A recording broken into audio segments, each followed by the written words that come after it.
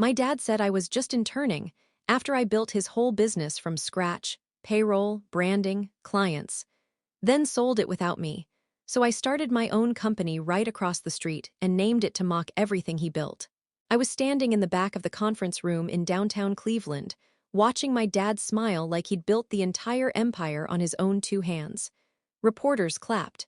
Investors nodded.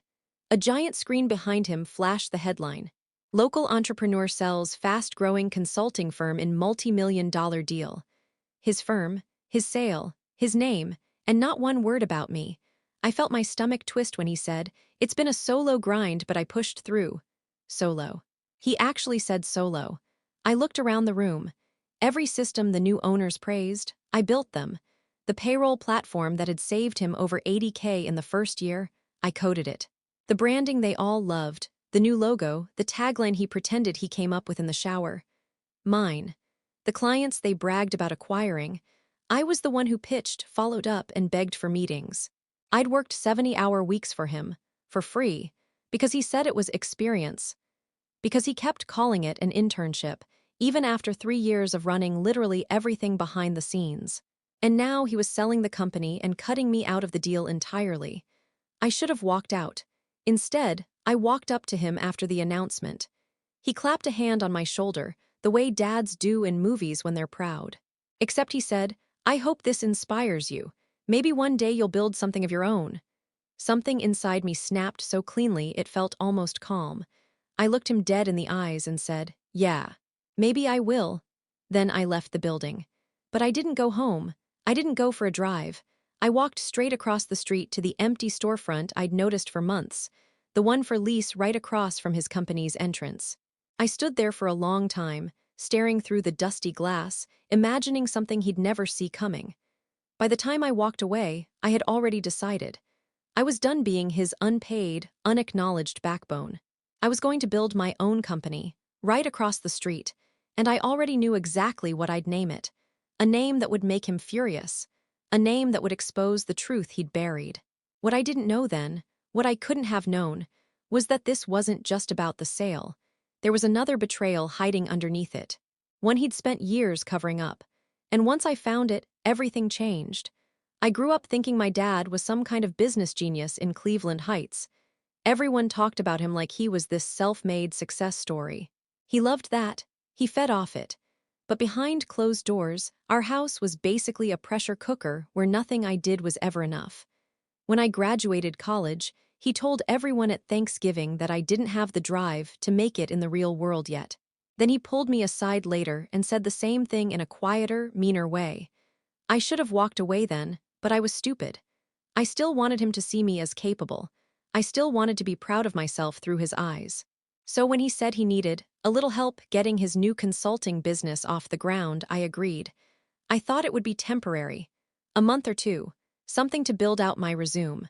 I didn't expect to become the entire backbone of the company. He handed me a folder with a half-finished business plan that didn't even have a revenue model. I rebuilt it in 2 nights. He had no logo, no branding, no website. I created everything. I hired freelancers, negotiated deals, built processes, automated invoices, designed the pitch deck, even made the damn color scheme. He liked to tell people he mentored me through all this, but the truth is he barely knew what I was doing. He just bragged about it later like it was his idea. And every time I tried to talk about pay, he'd say the same thing: "You're an intern, kiddo. Interns don't get salaries." I wasn't a kid. I was 24. And I was running operations for a company that didn't exist before me. He'd parade me in front of clients like I was his plucky little assistant. "She's learning," he'd say with this patronizing laugh that made me want to punch a wall. But clients knew. They could see who did the real work. A few even tried to thank me separately, and he'd swoop in, redirect the praise, and call it teamwork. Within a year, we were profitable. Within 2, we had major clients. By year 3, we were big, growing fast. More staff, more projects, more responsibility, almost all of which he placed on me. Still no salary. Still an intern. Whenever I pushed, he'd guilt-trip me. "You should be grateful I'm giving you this opportunity. You'd be nowhere without me. Don't get entitled." He'd say I wasn't ready for leadership while handing me every leadership task. He'd say I didn't understand business while quietly using every system I built. He'd say I needed humility while signing contracts I negotiated. I thought the worst thing he'd done was sell the company without crediting me. I thought the betrayal was simple. He used me and threw me away. But that was just the surface. There was a reason he insisted on calling me an intern, a reason he refused to put me on payroll, a reason he never documented my contributions. And once I discovered what that reason was, the entire story of his success unraveled. The months after the sale announcement were weirdly quiet. My dad acted like nothing happened, as if wiping me out of the deal was just normal business. He kept texting me these short, smug messages like, "Hope you learned a lot from the process," or "This will make you tougher." I stopped responding. I threw myself into building my own company, still in Cleveland, still right across the damn street. I signed the lease on the empty storefront and spent every spare minute inside that dusty, echoing space with my laptop propped on a paint bucket, mapping out everything I wished he had let me build properly. I was angry, sure, but there was also this quiet determination that surprised me. It felt good. Calm, sharp. Word got around fast. The business community in Cleveland is small. Former clients started reaching out to me privately, asking if I had jumped ship, asking if I was okay. A few of them told me straight up they only worked with my dad because I was the one handling their accounts. One client, who had always liked to be blunt, said, "Your dad's a salesman, but you're the engine. Without you, he's basically a guy with a Bluetooth headset." I laughed harder than I had in weeks. But things got tense the second the new owners started taking over operations at my dad's firm. They had questions about everything: systems, processes, contracts. They emailed him nonstop. He tried to answer, but he clearly didn't understand half the stuff. He sent me a long, guilt-laced text asking if I could come help out real quick, just for old time's sake. I deleted it. Still, something felt off. Clients told me files were missing. Invoices weren't lining up. Certain documents looked rushed or incomplete, like someone had yanked pieces out. One client asked me if I could explain why my name wasn't anywhere in the historical documents, even though they remembered dealing with me exclusively. That one stuck with me. I started digging, partly to protect myself legally, partly because something inside me said there was more. I pulled up emails, backups, old agreements, even the draft business plan I had rewritten. But the deeper I looked, the stranger things got. There were gaps, missing attachments, trails leading nowhere. It looked intentional. Meanwhile, my dad's reactions started shifting. At first he was smug, then irritated, then outright hostile. He stopped pretending to be proud. He sent messages calling me ungrateful, dramatic, a traitor. He threatened to cut me out of the family name, like our last name was some luxury brand. Then he saw the name of my new company. I hadn't announced it publicly yet, but I'd filed the LLC. Somehow, he found out. He showed up at my new office while the place was still a construction zone. He came storming in, red-faced, pointing at the temporary sign taped to the wall. "You think this is funny?" he snapped. I didn't answer. Because yes, it was very funny, and it infuriated him. He ranted for 10 minutes straight, but underneath the rage, I noticed something else in his voice. Fear, real fear. And I had no idea why, yet. It wasn't until 2 nights later, sitting alone on the cold concrete floor of my office with a folder of pulled records spread out around me, that I found the thing he'd been hiding. The real reason he never put me on payroll. The real reason he kept calling me an intern. The real reason he erased my name from everything. And once I saw it, the entire narrative of his mentorship shattered into something darker, calculated, and sickening. I found it at 1:17 a.m. on a Thursday. I was sitting on the floor of my half-renovated office, surrounded by dusty boxes of old paperwork I'd pulled from my own backups, copies my dad didn't know I kept. Most of it was normal: contracts, onboarding docs, proposals. But then I opened a folder labeled Founding Documents Final. My name wasn't in it. Not once. That wasn't the part that shocked me, though. The shock came when I opened the metadata tags on a stack of early financial statements, the ones that should have shown where the payroll money went before the firm grew big. And I saw entries that made no sense. There were salary disbursements listed under a generic role: administrative intern training stipend.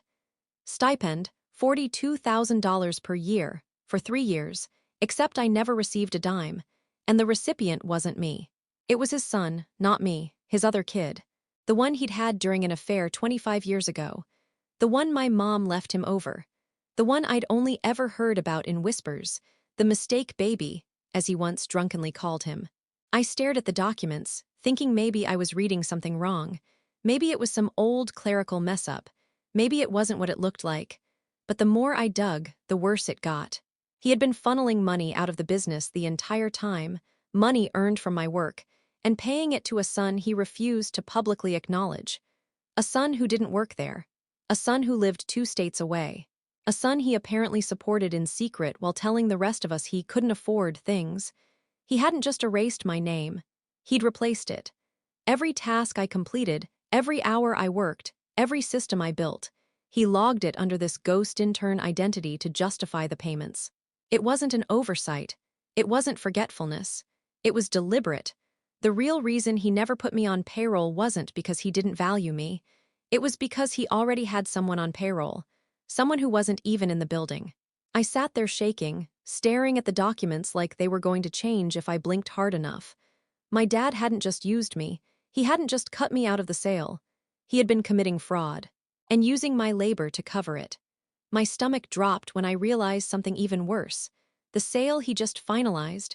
He sold the company for millions using falsified records, records I unknowingly helped prepare, never knowing the numbers were cooked underneath my work. I could hear his earlier rage echoing in my head. You think this is funny? No, it was something else.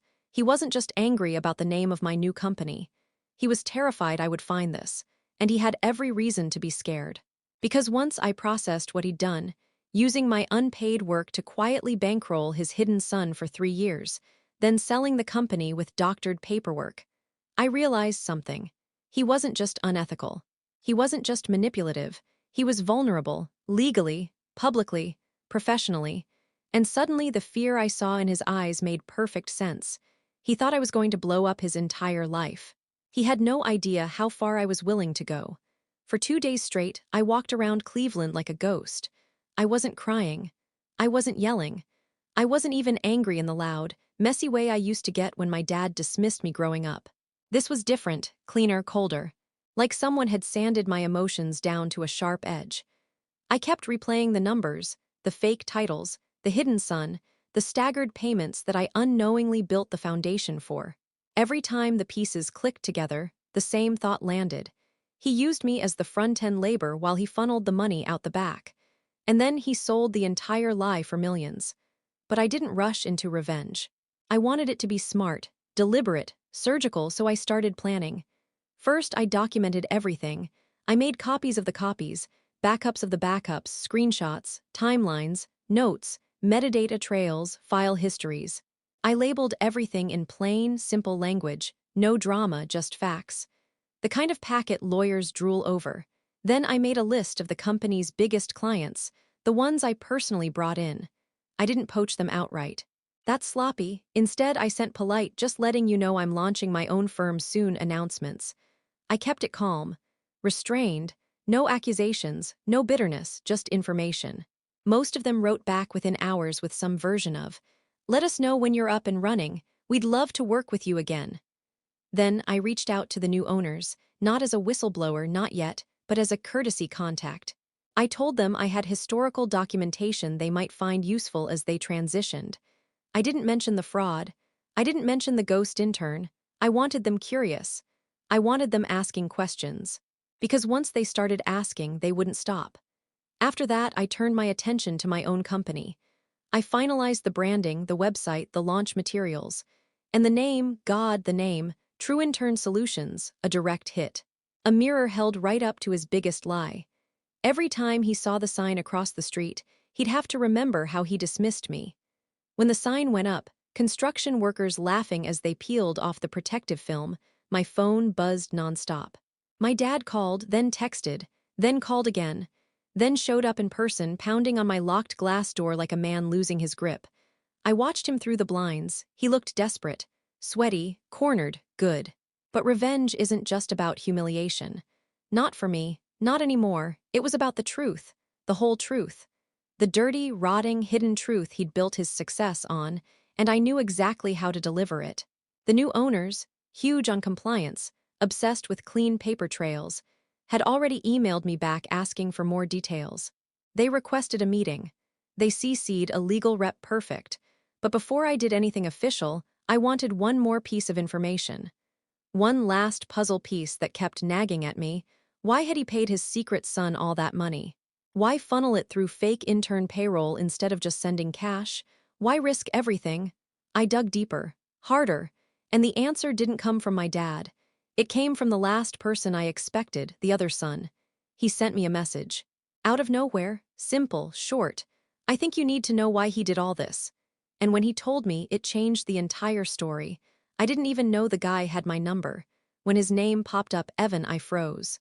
All I knew about him growing up were scraps, whispered arguments between my parents, a tense Christmas where my mom locked herself in the bedroom, a single fight years later where my dad called him a burden I never asked for. So when he messaged me, I expected hostility.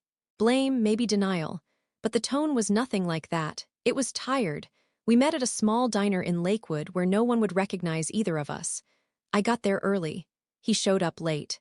He looked like someone who'd aged 10 years in 5, eyes sunken, shoulders slumped like he carried a weight he didn't choose. He sat down across from me and said, "You're the one he actually cared about. I'm the one he kept trying to hide." I didn't say anything. He took a shaky breath. "I didn't take that money," he said. "Not a cent." My stomach dropped. He explained everything slowly, piece by piece, like he'd been waiting years to get it out. Apparently, my dad had been sending him money since he was 16, but Evan never knew where it came from. He only learned recently, after he got a letter from the IRS about discrepancies tied to income he never earned. That's when he found out my dad had been using his name, his identity to move money, payments, stipends, fake salary entries. "I confronted him," Evan said. "I told him to stop using my social. That's when I found out what he was doing to you." I felt my throat tighten, but I stayed quiet. Then he told me the real twist. My dad wasn't paying Evan. He was paying Evan's mother hush money. Thousands every year, under the table. In exchange for one thing, she agreed to stay out of the picture and never tell anyone what she knew about the company's finances. "What finances?" I asked, already fearing the answer. Evan swallowed hard, looked me right in the eyes, and said, "He was cooking the books before you even joined, before the company took off. He didn't just funnel money, he used tax fraud to keep the business alive for the first 2 years. When your work made it profitable, he panicked. If anyone looked closely, they'd see the early years didn't match the growth." It hit me like cold water. My dad didn't erase me just because he's selfish. He erased me because I was the only one who knew the inner workings deeply enough to spot the irregularities. He needed distance. He needed plausible deniability. He needed me to look like an inexperienced intern so no one would take me seriously if I ever talked. Evan took out a folded sheet of paper, crinkled, stained, scared-looking, and slid it across the table. It was a copy of a letter his mom wrote years ago, in furious handwriting, threatening to expose everything unless he paid her more. At the bottom, there was a line from my dad.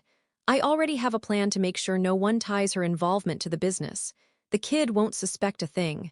The kid, me, I felt the room tilt. My dad hadn't just used me for labor. He weaponized my ignorance. He built his entire scheme around the assumption that I'd stay loyal, naive, and silent. Evan leaned forward and said something I will never forget. "He didn't protect me. He didn't protect you. He protected himself. You were convenient. I was leverage." The betrayal I thought I understood suddenly cracked open into something much bigger and uglier. And now, I had more than documents. I had a witness. I had motive. I had intent. And my dad had no idea I knew any of it. But he was about to find out. I didn't sleep that night. I just sat in my dark apartment, staring at the letter Evan gave me, replaying every conversation I'd ever had with my dad. All the praise he withheld. All the "you're not ready" speeches. All the times he made me feel small, stupid, lucky to even be allowed near his business. It all made sense now. He didn't belittle me because he thought I was weak. He belittled me because he knew I was strong enough to dismantle him. That's the part that really twisted my stomach, the knowledge that he'd been afraid of me this whole time. Not disappointed. Not unimpressed. Afraid. Evan had told me there was more, something he said I needed to hear directly from my dad, something he didn't feel right saying himself. And for hours, I wondered what that could be. What could possibly be worse than using us both like chess pieces in a cover-up? I found out the next day. I walked into my office across the street from his, sunny morning in downtown Cleveland, people milling around, traffic loud enough to drown out my heartbeat, and he was already standing outside my door like he hadn't slept either. He looked smaller than I'd ever seen him, not physically, just reduced. He didn't wait for me to invite him in. He walked past me, shut the door, and said, "You talked to him, didn't you?" I didn't answer. He rubbed his face, pacing like someone caged. Then he stopped, leaned on my desk, and said, "Everything I did, everything was to protect what I built." I almost laughed. "You mean the business I built?" He ignored that. Of course he did. Then he said the sentence that exposed the core rot inside him. "I couldn't put you on payroll because then you'd have legal standing. You'd be an employee. You could contest ownership. You could claim equity after doing the work you did. You could ruin everything if you got emotional." I stood there frozen. He kept going. "I kept you as an intern because interns don't own anything. They don't have rights. They don't have claims. And most importantly, they don't get believed when they talk." There it was, the truth, raw and disgusting. He hadn't dismissed me because I was inexperienced. He hadn't denied my salary because he was cheap. He hadn't forgotten to credit me during the sale. He engineered my invisibility. He wanted me to seem like a kid in over my head, a helper, an afterthought. Someone no investor, owner, or auditor would ever listen to. Someone who could be erased without leaving a mark. But then he said the part that actually chilled me. "I knew someday you'd realize how valuable you are, and I couldn't risk you taking the company from me. So I made sure from the beginning that your work could never be tied to ownership."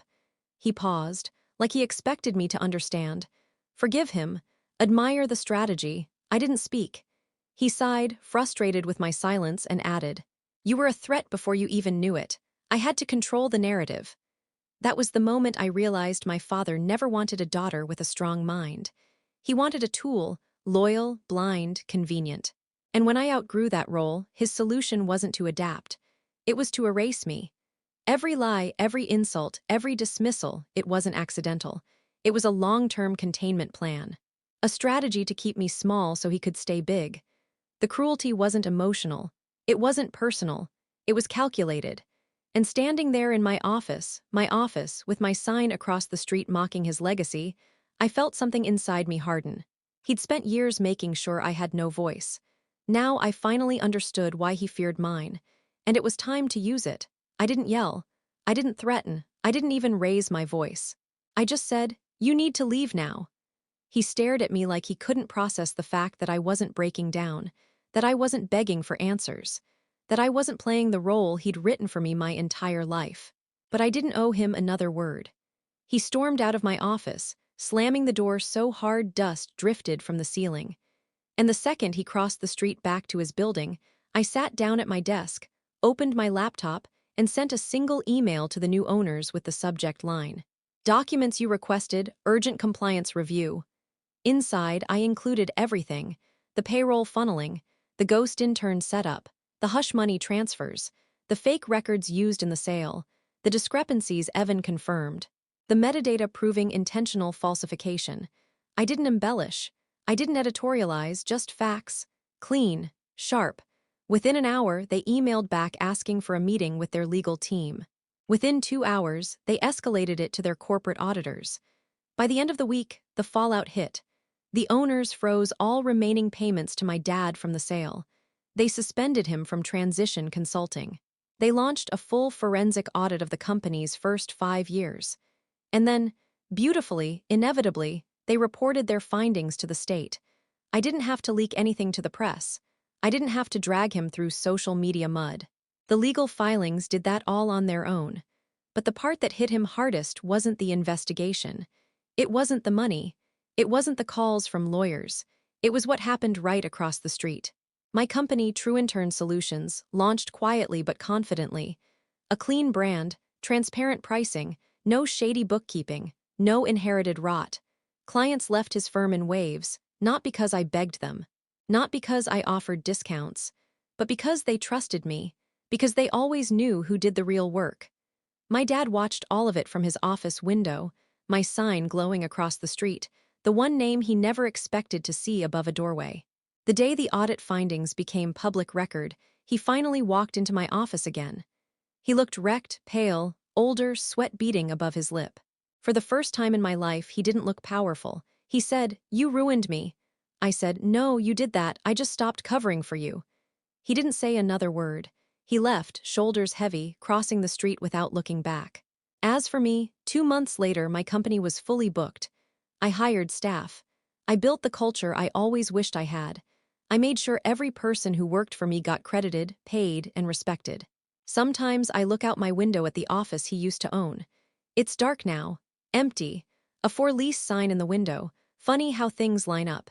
He spent years making sure my work could never be tied to ownership. So I built something he could never touch. And every morning when I unlock my door and see my company's name, True Intern Solutions, lit up against the sunrise, I smile. Because he spent half his life trying to erase me. And now the only legacy he has left is the one I built out of the truth he tried to bury.